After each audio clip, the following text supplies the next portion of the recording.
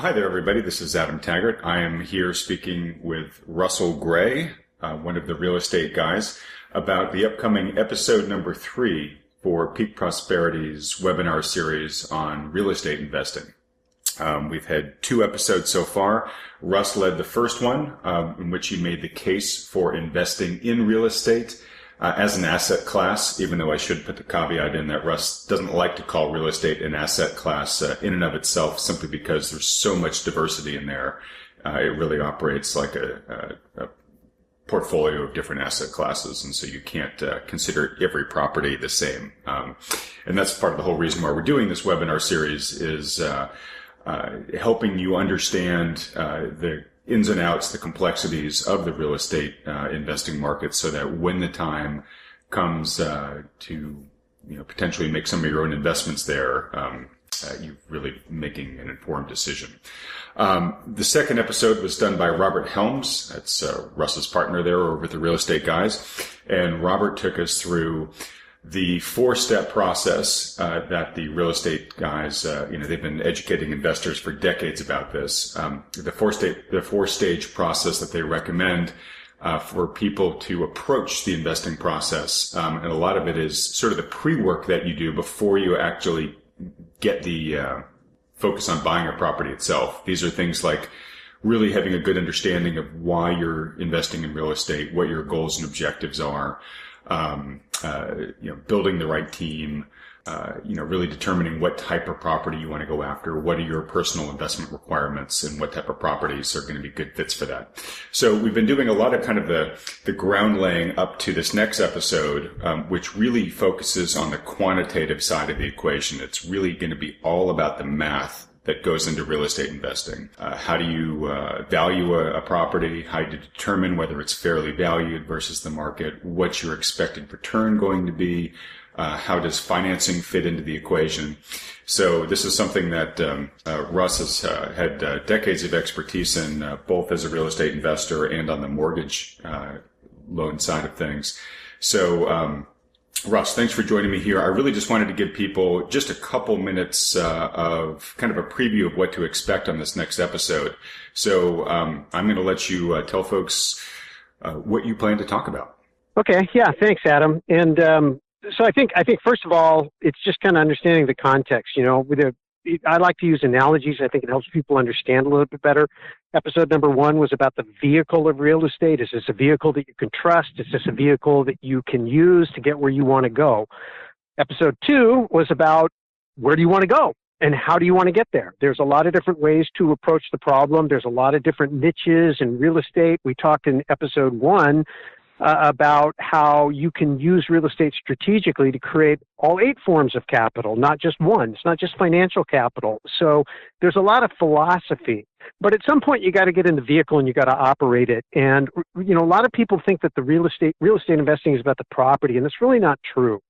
Real estate as a vehicle is really about cash flows and debt and tax schedules. And so in order to get into a vehicle and operate it, you kind of have to understand what the gauges are. And those gauges are the metrics of real estate. I would say do the math, and the math will tell you what to do. If you can't read the gauges, you can't talk to your mechanics, which is your team of advisors who are going to help you, especially like a mortgage guy or a tax guy. And you're making decisions day in and day out about your credit profile, about your balance sheet, about how you're going to organize your balance sheet and your cash flow statement to work together in order to create outcomes. And the good news is real estate's really flexible, so you can create a lot of different kinds of outcomes depending on what you're trying to do. If you're trying to produce high income, you're trying to produce tax breaks, you're trying to produce equity growth or combinations thereof, all those things can be done. I always say many of the things, or virtually all the things that you can do with paper assets in terms of estate planning, asset protection, financial planning, diversification, income versus equity growth, all those things can largely be done with real estate, but you have to understand how it works, and it starts with understanding the math of real estate. So we're going to talk about basic things like GRM, which is gross rent multiplier. It's kind of the closest analogy to paper asset investment would be like a PE ratio. You use it both with properties, but you also use it to try to understand the direction of a market and how one market compares to another market, and whether it's trending in a good direction or becoming more speculative. There's a lot of speculation in real estate, and proper real estate investing, I think all proper investing is really based on fundamentals. And so what are the fundamentals? So GRM is one. You have to understand how to calculate the net operating income on a property. So we're going to go through that. We're going to talk about this thing you hear talked about all the time called cap rate, which is kind of like a yield on a bond, but that's before debt. We're going to talk about before tax cash flow, after tax cash flow, and there can be a big, big difference between before and after. And then how do you calculate your cash on cash return, your total return or internal rate of return? How do you do those things? And then we're going to end with some strategies. How do you take these things and not only use them, but how do you apply them in real life to create outcomes and to manage to keep your return on investment? Leverage is almost literally like a lever. That's what it is. And you're using it to adjust on the fly your internal rate of return. And so we're going to talk about how you do that and why you would want to do that and some other benefits of leverage. A lot of people are very anti-debt. And so if you're that way, I respect that. I'm just encouraging you to come with an open mind, because there's good debt and there's bad debt. Most real estate investors who build lots of wealth do it using debt. You don't have to, but it's not debt the way a lot of people think of debt. And yes, I went through the 2008 financial crisis, and it wasn't pretty for me. A lot of the things I'm going to share are based on things that I learned being in the mortgage business at that time, being heavily invested and over-leveraged. So I'm going to talk about, things I should have seen coming that I didn't see coming. And then, of course, I did a lot of things right, too, and that was good, too. So people have used these strategies over the last many years and had great success. And so we're just going to share those with you. And that way, when you go to meet with your mortgage professionals and your tax advisors, you'll have some context. You'll understand the lingo a little bit and understand the concepts.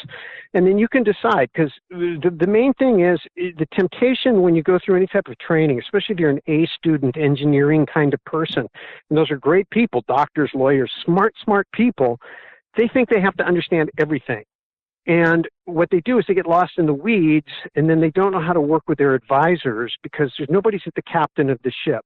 Nobody is really doing the bigger strategy. So we're going to talk a little bit about the strategy and give you enough languaging so you know how to talk to your team of advisors, ask the right questions so you get the right answers, and you always make sure that somebody's at the helm of the ship or the vehicle.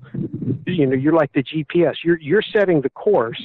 They're helping you make adjustments along the way to optimize your portfolio so it does what you want it to do. So we've kind of laid that foundation through episode 1 and 2. Episode 3 is going to be a lot about just doing the math. So I always say, do the math, and math will tell you what to do. That sounds just great, Russ. And I really like your analogy of using the vehicle here for how we're progressing through these episodes. In a way to make this even more intuitive and practical for folks, you're planning on doing an actual case study as well, right? Showing people, taking sort of a sample property and walking through this whole process? Yeah, again, this is not rocket science. I'm sure that most people in the Peak Prosperity tribe are professionals of one way, shape, or another. Probably whatever they've done to make their living, make their fortunes, is far less complicated than what I'm going to share. But if you've never done it before and you've never seen it before, yeah, we're going to explain the concepts. But if you can remember, way back when you were learning algebra, it's one thing to learn the formulas and try to understand it, but when you get the word questions and you have to take the formula, you have to be able to look at the real life situation and apply the formula so that you understand how the math you learned works in the real world. We're going to do some of that. So I got to lay the foundation. In the beginning, it's just going to be a lot of explaining terms, how you do the math, where the numbers come from, and then we're going to talk conceptually about how you use them. But at the end, there's going to be a couple of illustrations, if you will, real life illustrations. One of them is how we breed properties. We make the equity in one property pay for all the rest. And so I'll show you how to do that mathematically so you can make sure, because it only works if you follow the formula. You can't just put any property in your portfolio and expect it to do these things. You can't just put any loan on your balance sheet and expect it to do these things. So there's a way the numbers have to fit in order for you to know whether or not this thing is really going to do what you want it to do. So, even though there's a lot of different sizes, you might need a wrench for the job. There's a lot of different sizes, and you want to make sure that you have the right one, for the job. And then the other thing I'm going to talk about is what I think is really important, and the thing that I did really, really wrong the first time is I built a lot of equity, but I didn't take any steps to protect it. I just thought that we were going to have abundant debt and abundant equity for as far as the eye could see. So one of the things that I love about Peak Prosperity is they look down the road, and Adam, you and Chris are looking at the world going, hey, here's some things that could go sideways. And if you're not prepared for that, if you have a portfolio that's only constructed for happy days, like my whole portfolio was constructed for healthy credit markets. And when the credit markets seized up, I didn't have a plan B. And all that equity, as I talked about in episode 1, all that equity that was on my balance sheet that I thought made me a multimillionaire turned out to disappear. And then I went from being a multimillionaire to being broke. And it happened really fast. So that's what if you haven't seen episode 1, go back and watch episode 1 because it explains that story. But, when the chips are stacked high on the table like they are in a market when prices are high and debt is abundant, there are things you can do to retain the property, but also to protect the equity and to move it and put it in places where it's safer. And so I'm going to talk about how you do that. So those are probably the two things. That's all I'm going to have time for in this session, depending on the questions that come in and what we don't get answered and how people receive what we're talking about and the types of things they're confused about. We may do some additional sessions specifically just on the math and the financial strategies, but these are the basics. These are the things that guys like Ken McElroy do to build, tens of thousands of doors of apartments. Guys like Brad Sumrock, these are things these guys are doing. Kiyosaki with his concept of infinite return. I'll show you how they do that, at least one of the ways that they do that. When Tom Wheelwright comes in and he talks about how people create tax-free wealth, I'll show you how that's done. So there's ways to use the tools to create these outcomes using the vehicles of mortgages combined with tax breaks combined with the vehicle of real estate. So when you look at that, when you understand what you're trying to accomplish and you understand how the gauges work and you understand which tool is right for the job and you have the right advisors on deck to double check your work or to take you from strategy down to technical implementation, now you have the ability to really captain your ship. And if you want to be a real estate investor, even if you're passive, meaning you're not managing the property, you're not dealing with tenants, you're not dealing with repairs. I don't like to do any of that stuff. But you have to be active in managing the cash flow, equity, credit, tax. You have to work on the asset protection and estate planning components. Because if you're not doing that, nobody else is. You run the portfolio side of it. So we're going to talk about those things. So a couple of real life illustrations in terms of applying the math, and probably tell maybe one or two horror stories of what happens when you aren't paying attention and a market switches from being fundamentally sound to being speculatively driven, and that's where you end up with properties that are overvalued.